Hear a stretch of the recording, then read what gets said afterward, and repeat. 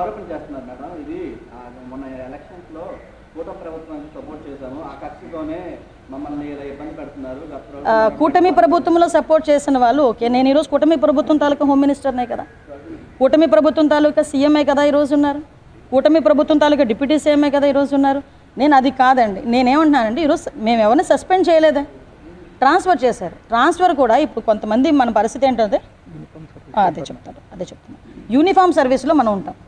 Uniform సర్వీస్లో ఉండేటప్పుడు ఎప్పుడు కూడా ఈవెన్ ఒక గవర్నమెంట్ ఎంప్లాయీ బంద్ ఏర్పాటు చేశారండి. గవర్నమెంట్ ఎంప్లాయీ ఆఫీస్కి వచ్చి సంతకం పెడతాడా పెట్టడా? బందుల్లో కానీ ధర్నాల్లో కానీ గవర్నమెంట్ ఎంప్లాయీ అన్న కూడా ఎప్పుడు కూడా పార్టిసిపేట్ చేయకూడదు, ఇది rule. At the same time అంతకు మించి ఒక స్టెప్ ఫార్వర్డ్ అయితే యూనిఫామ్ జాబ్ చేసే వాళ్ళు ఎవరు కూడా ధర్నాలు అవి చేయకూడదు. ఆ రోజు జరిగిన సిచ్యువేషన్స్ వేరు, వాట్ ఎవర్ ఇట్ మేబీ. ఇప్పుడు ఆ ఎపిసోడ్ అయితే క్లోజ్ అయింది. ఫర్దర్గా ఎక్కడ ఇబ్బందులు రాకుండా చూసుకోవడానికే ప్రతి ఇంచ్ టు ఇంచ్ ఈరోజు సెర్చ్ చేస్తున్నారు. అందులో భాగంగానే ఈరోజు కొన్ని ఇష్యూస్ కూడా బయటపడిన, ఆ ఇష్యూస్ కూడా మీతో షేర్ చేశాను.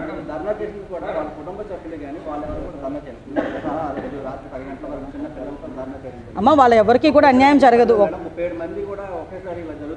ఒకటి విషయం చెప్తున్నానమ్మా, ఎవరికి తప్పు చేయకుండా అన్యాయం జరగదు. తప్పు చేస్తే ఎవరిని ఉపేక్షించే పరిస్థితి లేదు. ఈరోజు కాకపోతే రేపైనా ఇన్ఫర్మేషన్ బయటకు వస్తుంది కదా. ఈరోజు సెల్ ఫోన్లు దొరికినాయి, చెప్పాను ఒక ప్లాంట్ దొరికింది, లోపల ఒక మొక్క దొరికింది, గాంజా మొక్క దొరికింది. ఈరోజు కొన్ని సందర్భాల్లో మా ఎంక్వైరీలో మాకు కూడా కొన్ని ఇష్యూస్ బయటపడుతున్నాయి. ఆ ఇష్యూస్లో భాగంగా మా డిపార్ట్మెంట్ వరకు మా డిపార్ట్మెంట్ చేసుకునివ్వండి, ఎవరికి కూడా ఇబ్బంది లేదు, ఎవరిని కూడా సస్పెండ్ చేయలేదు, ఎవరి మీద పొట్ట కూడా కొట్టలేదు. ఈరోజు ఎంక్వైరీ ఇంకా కూలంకషంగా ఎంక్వైరీ జరుగుతుంది.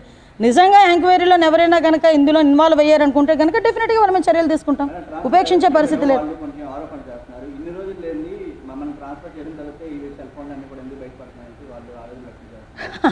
ఇప్పుడు సూపరింటెండెంట్ మారే, లాస్ట్ సూపరింటెండెంట్ సస్పెండ్ అయ్యారు, ఆ సంగతి మీకు తెలుసా? లాస్ట్ సూపరింటెండెంట్ సస్పెండ్ అయ్యారు, ఈరోజు కొత్త సూపరింటెండెంట్ వచ్చారు. కొత్త సూపరింటెండెంట్ ఈరోజు మొత్తం ఒక ప్రెజెంట్ అంతా కూడా సెర్చ్ చేస్తున్నారు. సెర్చ్ చేసిన తర్వాత ఎక్కడెక్కడ ఏంటి ఉన్నాయని చెప్పేసి ఈరోజు తీసుకుంటున్నాం. టెక్నాలజీని కూడా బేస్ చేసుకుంటున్నాం ఈరోజు. అరే నాకు అర్థం కాదు ఏంటంటే, తప్పు చేసినట్టు ఈరోజు భయపడాల్సిన అవసరం ఉంది, ఎవరు తప్పు చేసినా, ఎందుకంటే టెక్నాలజీ అంతకు మించి ఉంది ఈరోజు పట్టుకునే విధంగా. లోపల జరుగుతున్న పరిణామాలు త్వరగా చెప్పారు. లోపల అనేది కొంత సెక్యూరిటీ లభిస్తున్నదండి, జనరల్ సీసీ కెమెరా కానివ్వండి, మానిటరింగ్ సిస్టమ్ కానివ్వండి, దానిపై ఏదైనా ఫర్దర్గా లేదండి. నేను ఇప్పుడే చెప్పాను, ఎక్కడ కూడా సర్వేలెన్సెస్ ఏ మూలని కూడా ఒక్క చిన్న పార్ట్ కూడా వదలకుండా అన్ని ఏరియాస్ నుండి కూడా ఈరోజు సీసీ కెమెరాస్ పెట్టమని ఇప్పుడే మేము చెప్పడం జరిగింది. వితిన్ 10 daysలో మొత్తం మానిటరింగ్ అంత మాకు కమాండ్ కంట్రోల్ రూమ్లో, సూపరింటెండెంట్ రూమ్లో ఎవ్రీథింగ్ ఏ మూలన చూసినా కూడా ప్రెజెంట్ కనిపించేటట్టుగా మేము ఈరోజు సీసీ కెమెరాస్ పెట్టడానికి కూడా సిద్ధపడ్డాం. కొంతమందిని ఇక్కడ నుంచి రాజమండ్రి షిఫ్ట్ చేయడానికి కూడా ఇప్పుడే ప్రపోజల్ కూడా వెళ్ళిందండి. ఇంచుమించు ఇక్కడ నుంచి ఒక 200 మంది లైఫర్స్ ఎవరైతే ఉన్నారో వాళ్ళని రాజమండ్రి షిఫ్ట్ చేస్తాం. సిబ్బంది కొరత ఉంది.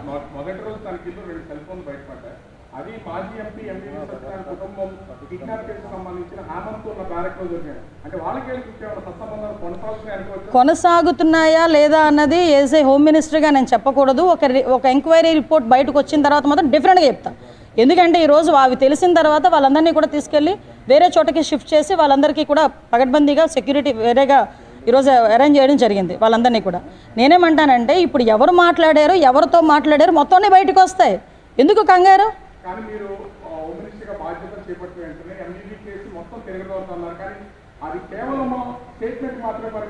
అంటే ఇప్పుడు నేను రోజువారీ టిక్ పెట్టి మీకు చెప్పాలా ఇది నేను చేశానని? కొన్ని పోలీస్ డిపార్ట్మెంట్ కానీ గవర్నమెంట్ కానీ చేసే ఇన్వెస్టిగేషన్స్లో కానీ లేకపోతే మేము చేసుకునే ఎంక్వైరీలో కానీ ఒక గోప్యత అన్నది అవసరం. ఎప్పుడు బయటకు వస్తుంది? అదంతా ఫ్లేర్ అప్ అయినప్పుడు బయటకు వస్తుంది. ఇప్పుడు మీరు చెప్పినట్టే నేను ప్రతిరోజు బయటకు వచ్చి నేను ఇది చేశాను అది చేశానంటే అవతల వాళ్ళు అలర్ట్ ఎవరా?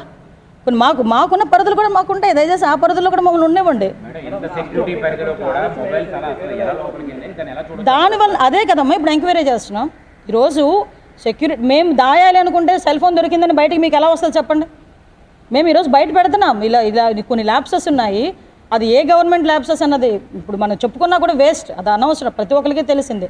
ఎందుకంటే లాస్ట్ 5 yearsలో కనీసం ఒకసారి ఎవరైనా వచ్చి ఇందులో వచ్చి చెక్ చేసుకోనో లేకపోతే ఎంక్వైరీ చేసుకోనో అదేమైనా జరిగిందా? నేను ఇది 6 నెలలు రెండోసారి నేను రావటం ఇక్కడ. సో నేనేమంటానంటే వాళ్ళ పూర్తి ఎంక్వైరీ జరుగుతుంది, లోపల ఎక్కడ ఎలా వెళ్ళింది మొత్తం అన్నీ బయటకు వస్తాయి. ఎందుకంటే టెక్నాలజీని తప్పించుకుని ఇప్పుడు ఎవడో ఏం చేయలేడు. ఈరోజు సెల్ ఫోన్ అంటే ఈఎంఐ నెంబర్ ఉంటుంది, ఈఎంఐ నెంబర్ బేస్ చేసుకుని మీరు రోజు అందులో ఏ సిమ్ కార్డ్ వేసారు, ఏ నెంబర్స్ వచ్చినాయి అన్నది ఆల్రెడీ ట్రేస్ అయింది. ఆ నెంబర్స్ నుంచి ఏ నెంబర్కి వెళ్ళింది అన్నది చెప్పడం ఎంతసేపు 5 నిమిషాల పని మాకు. అవన్నీ కూడా మేము అందరినీ ఏదో ఒక రోజు కంపల్సరీ మీ ముందు నుంచి చెప్పండి సార్. చాలా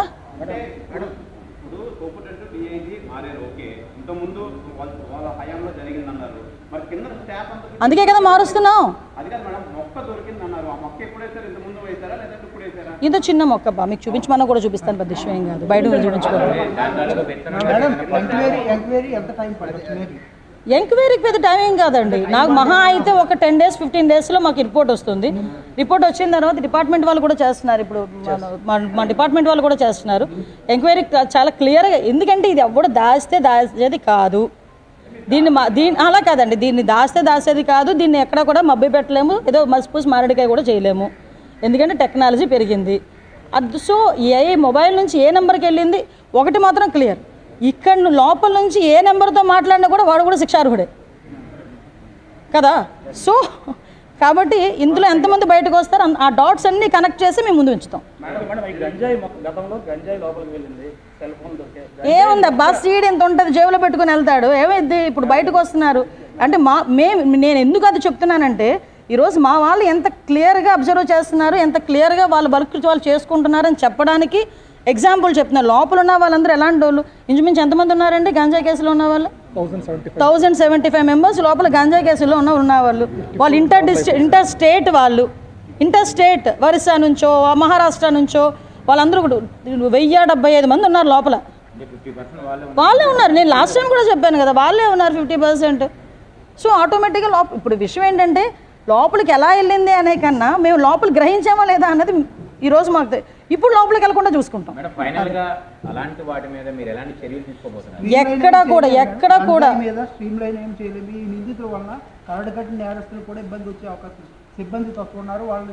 లేదు కంపల్సరీగా సిబ్బందిని కూడా పెంచుతాము. అవసరమైతే సిబ్బంది రెగ్యులర్ సిబ్బందిని పెట్టాలా, అవుట్సోర్సింగ్ సిబ్బందిని పెట్టాలా, వాట్ ఎవర్ అంటే యూనిఫామ్ జాబ్స్లో మనం అవుట్సోర్సింగ్ పెట్టలేం కాబట్టి రెగ్యులర్ సిబ్బందిని మనం పెట్టుకోవాలి. రెగ్యులర్ సిబ్బందిని ఏ రకంగా వీళ్ళ దగ్గర డిప్యూట్ చేయాలి, వీళ్ళకి ఎలాగ ఆన్బోర్డ్ చేయాలి, టెక్నాలజీని బేస్ చేసుకొని అంటే ప్రతి ఒక్క ఖైదీకి మనం ఒక్కొక్క పోలీసుని మనం పెట్టలేం కాబట్టి ఈ టెక్నాలజీని బేస్ చేసుకొని వీళ్ళకి కూడా ఈజీ అయ్యేటట్టుగా సర్వేలెన్సెస్ ఈజీ అయ్యేటట్టుగా మేము చూసుకుంటున్నాం. ఏం వివాదం చెప్పేస్తాను మాట్లాడేస్తాను, నేనే తీసాను ఇంక దానికి పెద్ద వివాదం ఏముంది. రామచంద్ర మీకు నేను తీసి 10 రోజులు అయింది, మీకు నన్ను తెలిసింది. చంద్రబాబు నాయుడు గారికి నాకు ప్రైవేట్ పిఏ, నేను జీతం ఇచ్చుకుంటున్న అబ్బాయి, ఓకే విషయం తెలిసింది తీసి పడేసాం. వాస్తవం ఉంది, నాకు ఆరోపణలు వచ్చినాయి, నేను 2-3 సార్లు అలర్ట్ చేశా మంచి పద్ధతి కాదు అని. నేను ఒకటేనండి, గవర్నమెంట్కి కానీ తెలుగుదేశం పార్టీకి కానీ డ్యామేజ్ అవుతుంది అనుకుంటే నా సొంత పిల్లల్ని కూడా పక్కన పెట్టడానికి నేను సిద్ధంగా ఉంటాను.